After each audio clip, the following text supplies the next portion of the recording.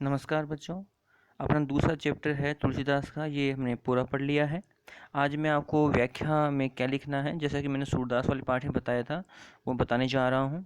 तो इसमें 6 पद हैं और 6 पदों की व्याख्या अलग अलग की करनी होगी। और ये पता आपको 4 बिंदु का प्रयोग करते हैं इसमें व्याख्या के समय: संदर्भ, प्रसंग, व्याख्या और विशेष। और ये मैंने आपको बताया था कि किसी भी पाठ में चाहे पद चाहे 4 हो चाहे 8 हो, संदर्भ उसमें हमें एक ही करना है गृह कार्य के समय में, पहली व्याख्या में। उसके बाद हमें प्रसंग, व्याख्या और विशेष ही करना है। तो हम शुरू करते हैं। पहला जो पद है, तो इसमें संदर्भ आपको लिखना है: प्रस्तुत पद्यांश हमारी पाठ्य पुस्तक क्षितिज में कवि तुलसीदास द्वारा रचित रचना रामचरितमानस के बालकांड के लक्ष्मण परशुराम संवाद अंश से लिया गया है। ये आपको संदर्भ लिखना है। ये पूरे 6 पद में पहले में लिखना है, रिपीट नहीं करना है। फिर प्रसंग हो जाएगा: प्रस्तुत पद में श्री राम परशुराम के क्रोध को शांत करने के लिए विनम्रतापूर्वक बोलते हैं, बाद में लक्ष्मण परशुराम के मध्य विवाद हो जाता है। यह आपको प्रसंग लिखना है, इसका आपको स्क्रीनशॉट ले लेना है। फिर आगे चलते हैं। फिर आता है व्याख्या। व्याख्या आप कर लेंगे, मैंने आपको पढ़ा दिया है। फिर आता है विशेष। तो विशेष में आप क्या लिखेंगे? पहला अवधी भाषा और ओजुन का प्रयोग हुआ है। अब ये अवधी भाषा तो राम काव्य में लिखते हैं, ओजुन क्या होता है मैं आपको बता दूंगा, कक्षा में बताया जाएगा। यहाँ पर संभव नहीं है क्योंकि थोड़ा सा समझाना पड़ता है इसे। चौपाई दोहा छंद का प्रयोग। छंद क्या होते हैं, चौपाई छंद कौन सा होता है, दोहा कौन सा होता है, ये भी मैं आपको बाद में इसका विश्लेषण कर पाऊंगा। आप लिख लीजिए जो मैं लिखा रहा हूँ। अनुप्रास और उपमालंकार का प्रयोग हुआ है। शांत और रौद्र रस का प्रयोग हुआ है। अब रस क्या होते हैं? वैसे रस 11 होते हैं कुल। यहाँ पर आम का, मौसमी का, पाइनएप्पल और वो रस नहीं है, ये काव्य रस होते हैं जो आपको केवल जानना है, मौखिक जानकारी प्राप्त करनी है, बाकी आपके सिलेबस में पाठ्यक्रम में नहीं है।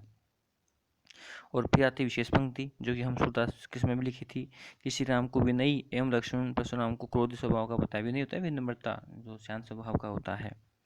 तो इस तरह से आपकी पहली व्याख्या आपको कर लेनी है। फिर चलते हैं हम दूसरी व्याख्या में। तो दूसरी व्याख्या में मैं आपसे कह रहा हूँ कि संदर्भ आपको लिखना नहीं है, कि हमने पहली व्याख्या में लिख लिया है। प्रसंग लिखना है कि प्रस्तुत पद में धनुष टूट जाने पर लक्ष्मण परशुराम के मध्य क्रोधपूर्ण एवं व्यंग्यपूर्ण संवाद का वर्णन किया गया है। फिर व्याख्या आप कर लेंगे। विशेष में देखिए पहला और दो मैंने नहीं लिखा, इसका मतलब यह कि जो पहली व्याख्या में जो पहला और दूसरा बिंदु है वही आपको रिपीट करना है, जैसा कि हमने सूरदास वाले पाठ में आपने लिखा था। फिर अनुप्रास और अतिशयोक्ति अलंकार है इसमें, और रस है, रौद्र और वीर रस है, तो उनको आपको एक साथ लिख लेना है, मैंने इसको बाद में लिखा है। चौथा बिंदु में रौद्र और वीर रस है। और फिर 5 विशेष पंक्ति आपको लिख लेनी है कि परशुराम के क्रोधी स्वभाव एवं वीरत्व गुण को प्रस्तुत किया गया है। तो इस तरह से आपकी जो अपनी जो दूसरी व्याख्या है वो भी इस तरह से आपको कंप्लीट कर लेनी है, इसका स्क्रीनशॉट ले करके। आगे चलते हैं हम अपनी तीसरी व्याख्या में। तो तीसरी में उसी तरह हमें प्रसंग लिखना है पहले तो, कि परशुराम के स्वभाव एवं व्यवहार के बारे में लक्ष्मण द्वारा कही गई बातों का वर्णन किया गया है। पहला और दूसरा बिंदु वही आपको रिपीट करना है जो कि पहली व्याख्या में लिखा है। अनुपास उपमा उत्प्रेक्ष अलंकार प्रयोग हुआ है। अब ये अलंकार क्या होते हैं, किसे कहते हैं, पहचान क्या होती है, कौन सी पंक्ति में कौन से शब्द में अलंकार प्रयोग हुआ है, ये सब आपको इसी समय बताया जाएगा। वीर और रुद्ररस है। और प्रस्तुत पद में लक्ष्मण द्वारा परशुराम के लिए व्यंग्यपूर्ण वचनों का प्रयोग किया गया है। तो इस तरह से आपकी जो तीसरी व्याख्या है वो भी आपको पूरी करनी है, इसका स्क्रीनशॉट ले करके। आगे चलते हैं चौथी व्याख्या, कि प्रस्तुत पद में परशुराम लक्ष्मण के वचनों के से क्रोधित होकर विश्वामित्र से लक्ष्मण को समझाने के लिए कह रहे हैं, ये तो इसका प्रसंग होगा। व्याख्या आपको फिर आप कर लेंगे।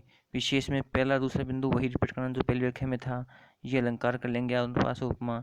चौथा बिंदु वही लिखना है रौद्र और वीररस, जो कि तीसरी व्याख्या में था, जो कि तीसरी व्याख्या में लिखा था रौद्र और वीररस, और हमें दूसरे में लिखा था। ये विशेष पंक्ति परशुराम को क्रोधी एवं आत्म प्रशंसा करने वाला बताया गया है। तो इस तरह से आप इसका स्क्रीनशॉट ले लेंगे और ये अपनी चौथी व्याख्या आप कंप्लीट कर लेंगे। आगे चलते हैं हम अपनी पांचवी व्याख्या में। तो पांचवी में यह प्रसंग लिखना है कि प्रस्तुत पद में लक्ष्मण के वचनों द्वारा क्रोधित होने पर विश्वामित्र परशुराम को शांत करने का प्रयास कर रहे हैं, ये इसका प्रसंग है। फिर आता है व्याख्या आप कर लेंगे। विशेष में आपको पहला दूसरा बिंदु वही रिपीट करना है। अलंकार में अनुप्रास उत्प्रेक्षा उत्पन्न प्रकाश अलंकार है। वीर और रौद्ररस है। और परशुराम के बड़बोलेपन स्वभाव को व्यक्त किया गया है, ये इसका विशेष पंक्ति हो जाएगी। तो इस तरह इसका भी आप स्क्रीनशॉट ले लेंगे और 5 व्याख्या अपनी कंप्लीट करेंगे। फिर अपनी आती है अपनी जो लास्ट और जो छठी व्याख्या है। प्रसंग लिखना आपको कि प्रस्तुत पद में लक्ष्मण के वचनों से परशुराम के बढ़ते क्रोध को श्री राम शांत करने का प्रयास करते हैं, ये तो इसका हो जाएगा प्रसंग। फिर आप व्याख्या कर लेंगे। विशेष में पहला दूसरा बिंदु वही तो पहली व्याख्या का है। अनुप्रास रूपक उपमा अलंकार का प्रयोग हुआ है इसमें। वीर एवं रौद्र रस का प्रयोग हुआ है। ठीक है।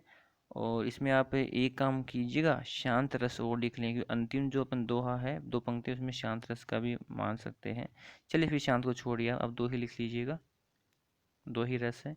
और विशेष पंक्ति है कि लक्ष्मण द्वारा परशुराम के लिए अपमानजनक शब्दों का प्रयोग किया गया है, जिसकी विशेष पंक्ति हो जाएगी।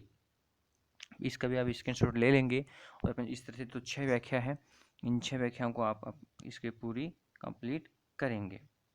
तो इस तरह से अपन जो दूसरा पार्ट है वो आज कंप्लीट है। तो अब रही बात इसके जो क्वेश्चन आंसर हैं वो हम देखते हैं अगली वीडियो में। आपका सूरदास के क्वेश्चन आंसर भी बकाया चल रहे हैं और तुलसी के भी। तो दोनों पाठों के ही मैं आपको एक साथ ही इसमें बता दूंगा, तो आप इसे पूरा कर लीजिएगा। तो आशा करता हूँ कि आपको जो मेरा तरीका है वो समझ में आ रहा होगा। फिर भी आपको समझ में नहीं आता तो एक नहीं, आप 2 बार इसका वीडियो को देखें, समझने का प्रयास करें, आराम से आप समझ जाएंगे।